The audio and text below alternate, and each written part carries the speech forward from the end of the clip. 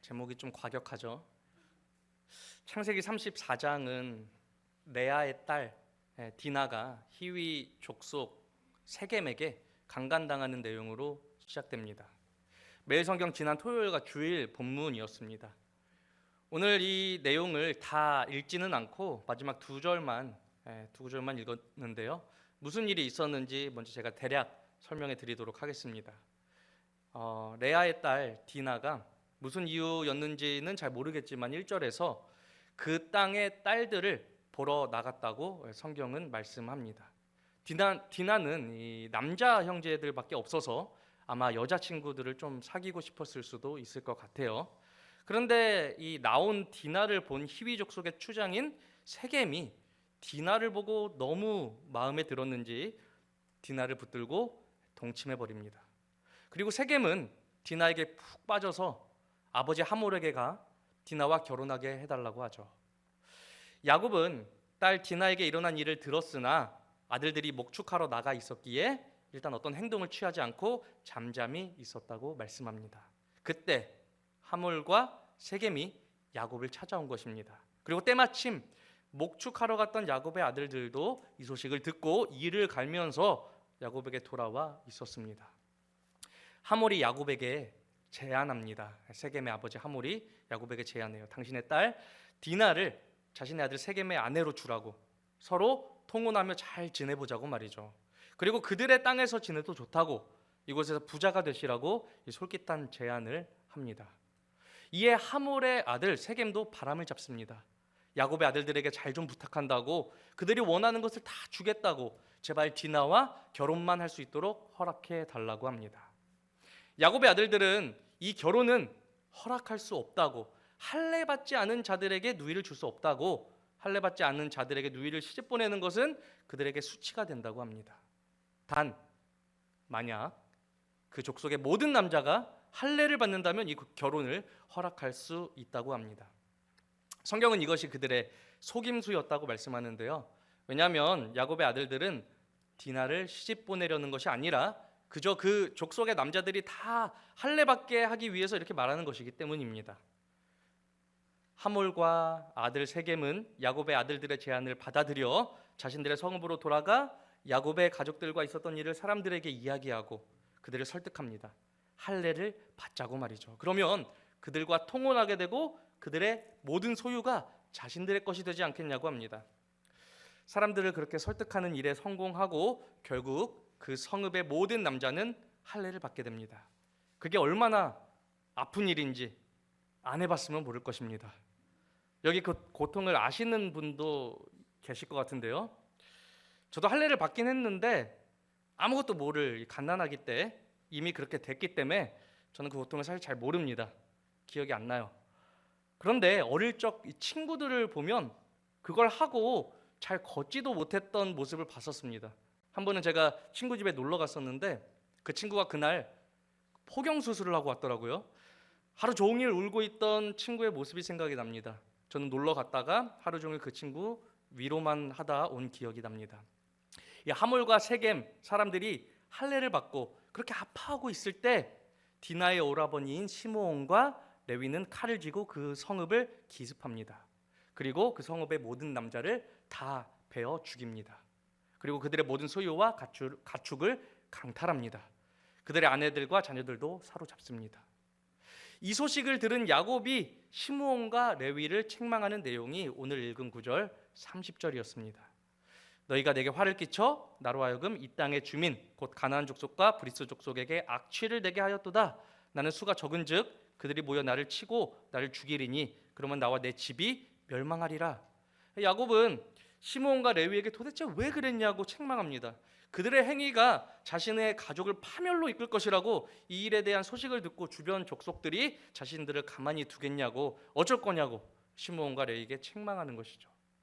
이에 시므온과 레위는 31절에서 이렇게 말합니다. 그가 우리 누이를 창녀같이 대우함이 옳으니까. 그들은 이런 말을 하는 것이죠. 내 아버지 말처럼 그렇게 될 수도 있겠죠. 그런데 그가 우리 누이 디나를 그렇게 창녀같이 대우했는데 우리가 어떻게 가만히 있을 수 있겠습니까? 여러분 누구 편을 들겠습니까? 자신의 누이가 험한 일을 당했다고 앞뒤 안 가리고 가서 한 족속을 진멸한 시므온과 레위 편을 들겠습니까? 아니면 자신의 가정을 지키고자 잠잠히 있고자 했던 가장 야곱 편을 들겠습니까? 저는 사실 잘 모르겠습니다. 양쪽 다 잘못도 있는 것 같고 또 둘 다 그렇게 행할 수밖에 없는 이유가 각기 다 있는 것 같습니다. 어느 편을 들고 누가 옳다고 말하기에는 조금 어려운 것 같습니다. 물론 34장 내용 안에서 우리가 어떤 적용점을 찾아서 생각해 볼 수도 있겠지만 오늘은 조금 다른 내용을 말씀드리고자 합니다. 34장의 앞뒤, 즉 33장과 35장을 보시면 제단을 쌓는 내용을 말씀합니다. 33장은 야곱이 에서를 평화롭게 만나고 평화롭게 헤어지는 내용입니다. 에서는 세일로 갔고 야곱은 숫곡에 잠시 머물다가 세겜으로 이동해 세겜에서 머뭅니다. 그리고 33장 마지막 절에서 야곱이 세겜에서 제단을 쌓았다고 말씀합니다. 물론 그 세겜에서 디나 사건이 일어났기에 34장에서 이어서 이 일을 소개하는 것이겠죠. 또한 이 일을 계기로 하나님께서는 야곱이 세겜에 계속 머무르지 않고 일어나 베델로 가도록 인도하신 것입니다. 그리고 35장은 야곱이 마침내 베델에 이르게 되는 내용을 말씀합니다. 35장 1절에서 하나님께서는 야곱에게 세겜을 떠나 베델로 가서 제단을 쌓으라고 말씀합니다. 34장 앞뒤로 제단을 쌓는 일, 즉 예배 드리는 것에 관해 말씀하고 있는 것을 볼 수 있습니다. 그러니까 우리가 34장 본문을 예배와 관련해서 생각해 볼 수도 있을 것입니다. 제가 생각한 건 아니고요. 제가 참고한 주석에서 힌트를 얻어서 말씀드리는 것입니다. 막상 준비하다가 조금 무리수라는 생각도 들긴 했는데요. 그래도 우리가 한번 생각해 봐야 하는 중요한 내용이라는 생각이 들어서 그냥 말씀드리고자 합니다. 디나가 강간당한 34장 말씀이 이 예배와 무슨 관련이 있을까요? 제가 오늘 설교 제목을 창녀같이 대우함이 옳으니까 라고 했는데요. 시므온과 레위가 아버지 야곱에게 따지며 했던 말이죠. 왜 이들은 디나가 마치 창녀와 같은 대우를 받았다고 생각하는 것일까요? 세겜에서 강간을 당해서 그런 것입니까? 꼭 그런 것은 아닐 것입니다. 물론 강간은 일어나서는 안 되는 일이며 이 시대에는 그것이 중범죄에 속합니다. 그러나 조금 조심스러운 말이지만 고대 사회에서는 이와 관련된 인식이 지금과는 조금 달랐습니다. 신명기 22장 28절과 29절 말씀을 우리 함께 읽어볼까요? 시작. 만일 남자가 약혼하지 아니한 처녀를 만나 그를 붙들고 동침하는 중에 그 두 사람이 발견되면 그 동침한 남자는 그 처녀의 아버지에게 은 50세겔을 주고 그 처녀를 아내로 삼을 것이라. 그가 그 처녀를 욕보였은즉 평생에 그를 버리지 못하리라. 결혼한 여인과 이 약혼한 여인과 동침하는 경우에는 사형 선고이지만 약혼하지 않은 처녀를 붙들고 동침했다면 여인의 아버지에게 50세겔을 주고 그 여인을 아내로 삼고 평생 버리지 못한다는 것이 율법입니다. 물론 오늘 본문은 이스라엘 자손들이 모세를 통한 율법을 받기 이전이기에 그대로 적용할 수 있을지는 잘 모르겠습니다. 또 이스라엘 자손들 안에서 적용할 수 있는 것이 율법이기도 하고 말이죠. 세겜은 희위 족속, 즉 이방인이고 율법을 그대로 적용하지 못할 수도 있습니다. 그러나 한 가지 우리가 생각해 볼 수 있는 것은 시므온과 레위가 단순히 디나가 강간당했다는 이유로 세겜이 디나를 창녀같이 대우했다고 말하는 것은 아닐 수도 있다는 것입니다. 세겜이 디나를 범했고 세겜은 디나를 아내로 삼으려고 합니다. 만약 고대 사회에서 율법이 최소한의 정의를 말씀하고 있는 것으로 우리가 생각할 수 있다면 세겜이 디나를 아내로 삼으려고 하는 행위는 세겜이 디나를 창녀같이 대우하는 것이 아니라 그것이 오히려 합당한 것이라고 말할 수 있을 것입니다. 그렇다면 디나를 창녀같이 대우했다는 이들의 주장은 어디에서 오는 것일까요? 창세기 34장 11절과 12절 말씀을 우리 함께 읽어볼까요? 11절과 12절입니다. 시작. 세겜도 디나의 아버지와 그의 남자 형제들에게 이르되 나로 너희에게 은혜를 있게 하라. 너희가 내게 말하는 것은 내가 다 주리니 이 소녀만 내게 주어 아내가 되게 하라. 아무리 큰 혼수와 예물을 청할지라도 너희가 내게 말한 대로 주리라. 세겜은 이 디나를 물질로, 재물로 사고자 했습니다. 디나 가족의 환심을 돈으로 사고자 했습니다. 말하는 대로 주겠다고, 큰 혼수와 예물을 요구하더라도 말하는 대로 다 주겠다고 하면 말이죠. 물론 세겜이 나쁜 뜻에서 마치 디나를 창녀같이 대우하고자 한 것은 아닐 것입니다. 세겜은 디나를 사랑하여 아내로 맡고 싶은데 뭐 나쁜 마음으로, 나쁜 뜻으로 그랬겠습니까? 그러나 결과적으로 그렇게 됐습니다. 환심을 재물로 사고자 했던 것은 마치 창녀에게 하는 짓이나 다름없습니다. 시므온과 레위는 세겜이 자신의 누이를 강간한 것도 몹시 분한데 그렇게 재물로 자신들의 환심을 사려는 세겜을 좋게 볼 수 없었을 것입니다. 그래서 누이를 창녀같이 대우했다며 크게 분노하게 된 것이죠. 그래서 이것이 제단을 쌓는 일, 즉 예배와 무슨 상관이 있습니까? 야곱에게는 제단 쌓는 일이 요구됩니다. 과거 야곱은 하나님께 소원했던 일이 있었습니다. 형 에서를 피해 외삼촌 라반이 있는 곳으로 가는 길에 베델에서 소원한 일이 있었습니다. 하나님께서 자신을 지키시고 보호해 주셔서 평안히 아버지 집으로 돌아오게 하시면 여호와께서 자신의 하나님이 되실 것이며 자신이 하나님을 섬기며 자신이 얻은 10분의 1을 하나님께 드리겠다며 그렇게 소원했습니다. 그렇게 제단을 쌓아야 하는 야곱, 하나님께 예배드리는 야곱이 꼭 주의해야 할 것이 바로 이것입니다. 창녀같이 대우함이 옳으니까. 하나님께 드리는 예배는 그런 것이 될 수 없습니다. 물질로 환심을 사거나 원하는 정욕을 채우거나 하나님의 은혜에 대해서 어떤 행위로 퉁치는 일이 될 수가 없다는 것입니다. 시므온과 레위의 말, 그가 우리 누이를 창녀같이 대우함이 옳으니까 하는 말은 하나님을 향한 야곱의 마음을 지적하는 말이 될 수도 있습니다. 하나님의 은혜에 대해서 어떤 행위로 퉁치려는 그런 마음은 곤란하다는 것이죠. 오늘 우리 예배도 마찬가지입니다. 성경은 우상숭배에 대해서 주로 창기짓을 하는 걸로 비유하는데요. 우리 예배도 자칫 잘못하면 우상숭배나 다름없고 창기짓이나 다름없는 것이 될 수도 있습니다. 우상숭배가 무엇입니까? 결국 인간이 자신의 정욕을 채우기 위해 신에게 무엇을 바치는 행위, 신의 노여움을 달래기 위해서 무엇을 바치고 퉁치고자 하는 행위, 뭐 다양한 말로 표현할 수 있겠지만 쉽게 말해서 일종의 거래 아닙니까? 관계가 아니라 거래가 우상숭배입니다. 하나님과의 관계로 나아가지 않고 그저 하나님과 일종의 거래를 하고자 한다면 그건 우상숭배에 지나지 않고, 거친 표현 죄송합니다만 그것은 마치 하나님을 창녀같이 대우하는 것임을 우리는 기억해야 할 것입니다. 하나님께서 원하시는 것은 거래가 아닙니다. 하나님께서 진정 원하시는 것은 관계입니다. 하나님께서는 우리의 중심, 즉 우리 마음을 원하시지 다른 어떤 걸 원하시는 것이 아닙니다. 그렇기에 모든 율법은 결국 하나님 사랑과 이웃 사랑으로 요약할 수 있다고 말씀하는 거 아니겠습니까? 모든 율법은 결국 하나님 사랑과 이웃 사랑을 위한 수단이며 만약 사랑이 없다면 모든 율법을 지키는 행위도 사실상 헛될 뿐인 것이죠. 제가 참고한 주석에서 설명했던 한 가지 예가 있었는데 그것이 제게 개인적으로 굉장히 와닿았습니다. 어느 날 장성한 자녀가 부모에게 큰 돈을 주었는데 거기에는 여러 가지 목록이 적혀 있었습니다. 아기 때 분유값 얼마, 수고비 얼마, 교육시켜 주신 거 얼마, 그동안 주신 용돈 얼마 등등 받은 것을 일일이 계산하여 청산하기 위해 정말 큰 돈을 자녀가 부모에게 주었다면 어떨까요? 좋아요? 네, 모르겠어요. 좋아하실 분도 물론 있으실 수 있겠지만 만약 그것이 관계 안에서 이루어지는 일이 아니라 일종의 거래라고 생각하며 하는 것이라면 그것이 얼마나 허망한 일이겠습니까? 부모가 자녀와 거래하기 위해서 이런저런 것들을 해주는 것입니까? 그렇지 않을 것입니다.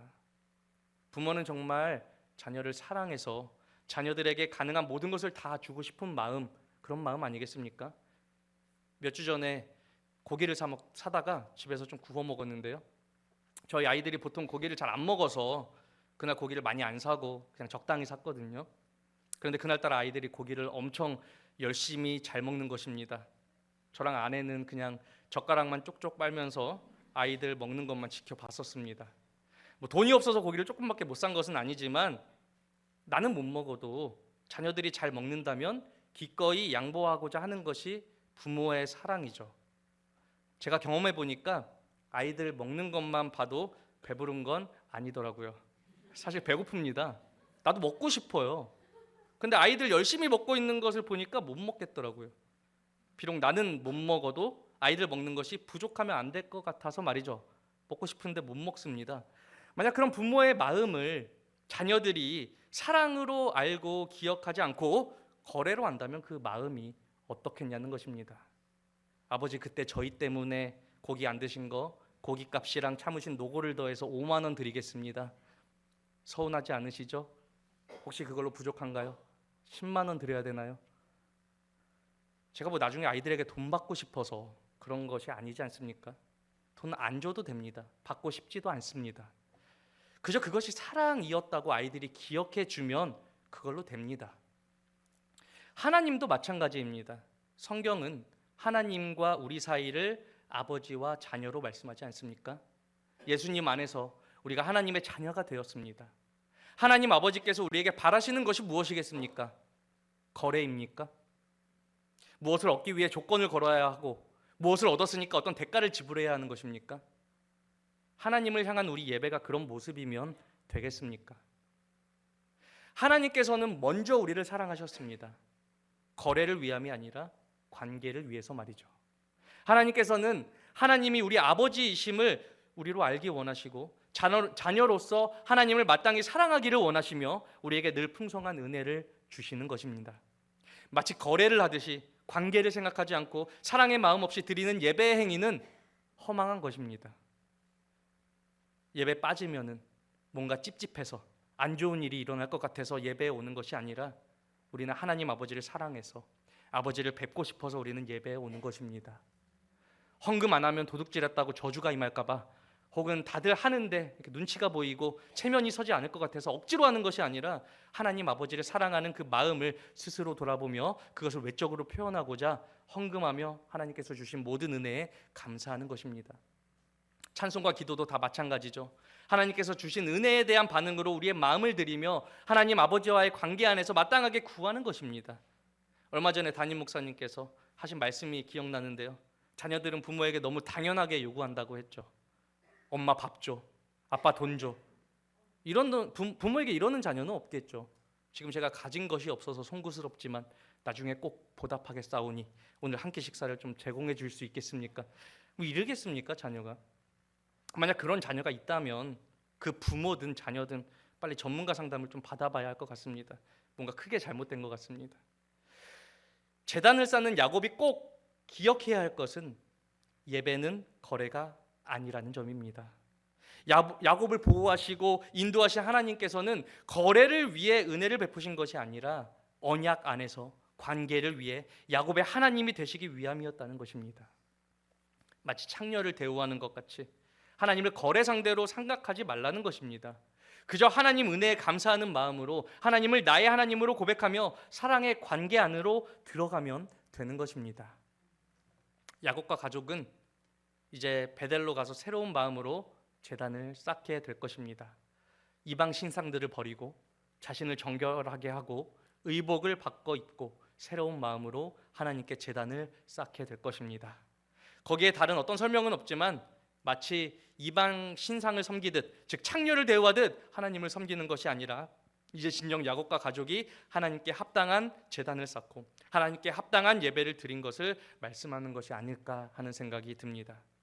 우리도 이제 5월이 되었고 새 예배당을 입당할 날도 정말 가까이 왔는데요. 베델로 올라가는 야곱과 가족들처럼 새로운 마음으로 하나님께 예배 드리고자 하는 우리 모습이 되었으면 좋겠습니다. 제가 개인적으로 생각하기에도 오늘 설교가 살짝 억지스러운 면이 없지는 않습니다만 결코 틀리지는 않았습니다. 하나님을 마치 창녀같이 거래 대상으로 대우하기보다 사랑의 관계 안에서 우리가 하나님께 예배를 드려야 할 것입니다. 먼저 찾아오셔서 우리에게 은혜와 긍휼을 베푸신 하나님께 또 사랑하셔서 독생자를 아끼지 않으시고 우리를 자녀 삼아 주신 우리 아버지께 항상 사랑의 마음을 드리고 그 사랑의 관계 안에서 진실한 마음으로 예배드리는 우리가 모두 되기를 주님 이름으로 간절히 소망합니다.